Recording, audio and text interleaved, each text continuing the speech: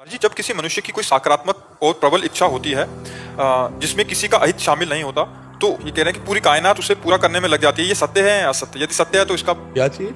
ये कह रहे हैं कि जब किसी की कोई सकारात्मक और प्रबल इच्छा हुई जिसमें दूसरे का अहित नहीं है, तो नहीं, दूसरे की अहित नहीं, लेकिन धर्मयुक्त है कि वासनायुक्त है, ये तो देखना पड़ेगा ना। धर्मयुक्त है तो आपके अंदर उतना तप है कि नहीं उस कामना की पूर्ति के लिए, ये भी बात देखनी है। धर्मयुक्त है, आप चाह कर रहे हो लेकिन आपके अंदर तप नहीं है तो आपको नहीं प्राप्त होगा। लोग कहते हैं मैंने भगवान से मांगा, भगवान ने दिया नहीं।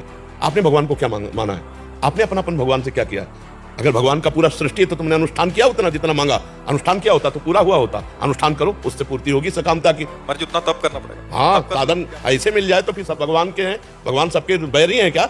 इनको दे देंगे और दूसरे को नहीं देंगे? पूरी कायनात इनके सहयोग में हो जाएगी दूसरे को। मतलब प्रकृति से है, प्रकृति सहयोग। जी, प्रकृति सहयोग थोड़ी करती है। प्रकृति किसे कहते हैं समझो? आकाश, वायु, अग्नि, जल, पृथ्वी। तभी सहयोग होगा जब तप होगा।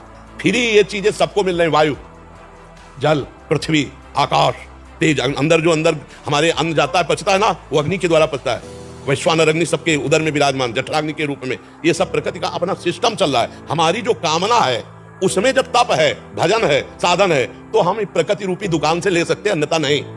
ये प्रकृति परमात्मा की है, इसका उतना ही भोग कर सकते हो जितना तुम्हारा तप है, जितना तुम्हारा भजन है, जितना तुम्हारा पुण्य है, अन्यथा नहीं।